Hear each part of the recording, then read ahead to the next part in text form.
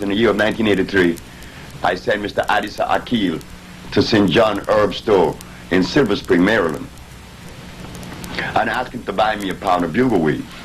Why did I want the bugleweed? Because someone came to me with a very bad heart problem. They call it mitral stenosis. The weakening of the muscle of the heart also exists. I said, buy me a pound of bugleweed because I have to address this particular disease. When Adisa came back with the bugleweed, I opened the bag. I said, where is the bugleweed? He says, in the bag. I said, no, that is not bugleweed. What is it? I said, that's blue vervain. How do you know? Because I tasted it and it's sweet and I could look at it. That's why I could tell. I didn't learn herbs reading a book. That's what the herbalist does in New York and the United States.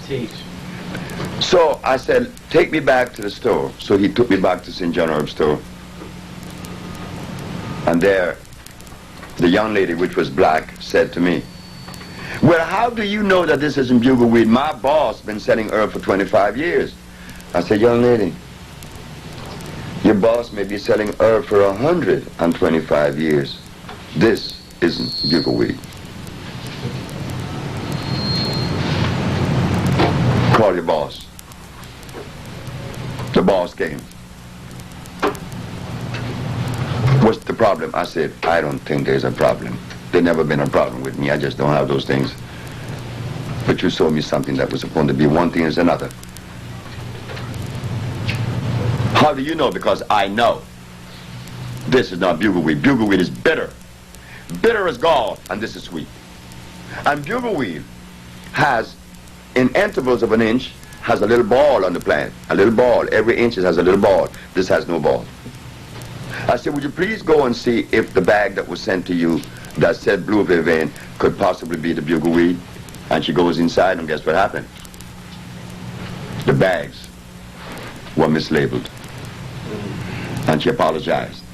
But if I had not known about the herbs and learned about them in the proper way, she would have snowed me. I could give anybody in New York any herb and say it is this or that. They don't know.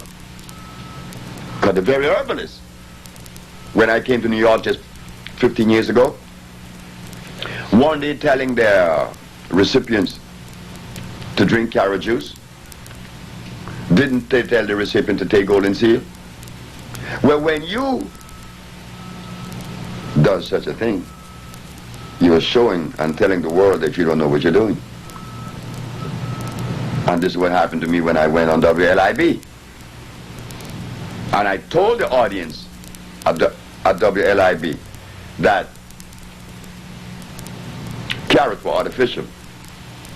They all denied me. 1 year later, when Nova came up with the program, that not only was it artificial, they showed that it was made by crossing the Queen Anne lace and the wild yam. You do not mix herbs unless they belong to the same valence. What do I mean by that? I mean this. In the kingdom of life, a yarrow plant, which is known as the Queen Anne lace, could only and will only pollinate another Queen Anne lace. Why? Because the pollen carries the same amount of valence as the other. And through that process we known as chemical affinity, they join. Now, there is another mixture that we are totally unaware of beside the natural one, which is chemical affinity. The other one is a mechanical mixture. What is a mechanical mixture? A mechanical mixture is when you cut a sliver in a plant, like the Queen Anne lace, and you cut a sliver in another plant, and you take out the heart of the stem, and you put it inside the Queen Anne lace, and you tape it. That is hybridization. Black people knows nothing about this. And now this plant produces something other than what it was originally. Because now we are uniting Queen Anne lace with wild yam. You don't get the wild yam or the Queen Anne lace. You get what? A carrot. They went further to show that it was made in Holland. And little before that article came out, I had returned to the drawing board to find this carrot. I knew it was artificial. Why? Because it doesn't produce seed to reproduce itself. Carrot just does not produce a seed that reproduces itself. So I knew it was artificial. And beside that, it contains starch. When I go back to do my research, guess what I found? That the German made the lamb, the German made the barley. I said, oh no. This is why the Arabs are so indebted to Germany. Because the German make the Arab food. The Arabs has no food, you know. Arabia never had food. Arabia doesn't have food now. Nowhere in Arabia you find natural food. Everything the Arabs eat, the very Quran that they read came out of Germany. Also their food. If the German removed the food from the Arab, they starve to death. Oh, this is nasty, isn't it? Oh, yes, it is. It's treacherous. You know what we're going to do? We're going to take a slight break here, and then we're going to continue. So if anybody has any questions, write it down. Get it ready, because we got about hit bait. There's nothing. We can make what? Go what? They never had anything now in Arabia. He continues on. And what was that last point that you were making? Or does anybody know? Or is there a question? All about the Arabs. Arabia has no food. You see, many of us blacks hold the Arabs supreme. Not in my book.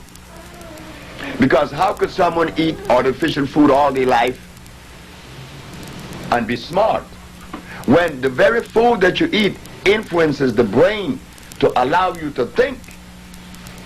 And if you eat the wrong food, you're going to think the wrong things.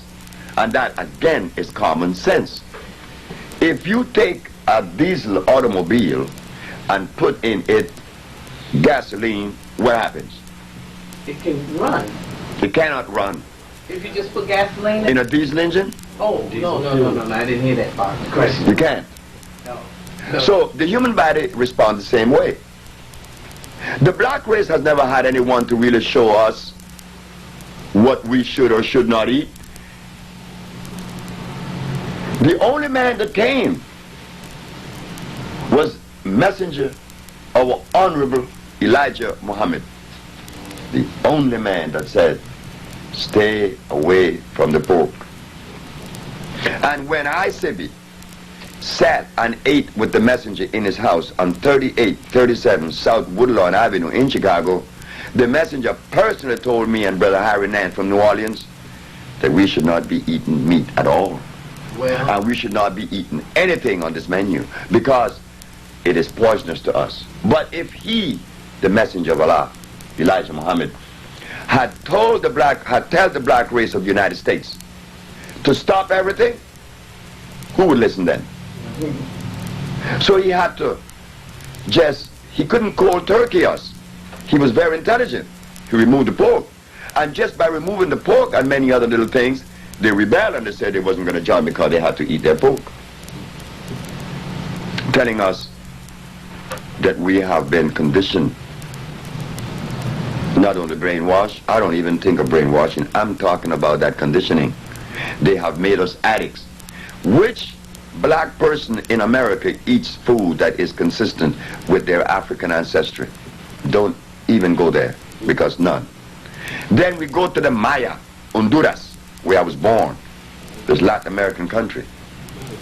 I asked a question to one of the guides that take the tourists in and out the ruins and explaining about the Maya. I asked him, sir, do you mind if I ask a question? He said, no. What did the Maya eat? A lady who was part of the tour, the group, jumped up and said, corn, of course. The man looked at me and looked at the lady and said, lady, if the Maya ate corn, this man here would not have asked that question. He would have known that. So there is something about that corn that we have to question. Oh, no. I love Then he turned back to me and he said, what did they eat? I said, I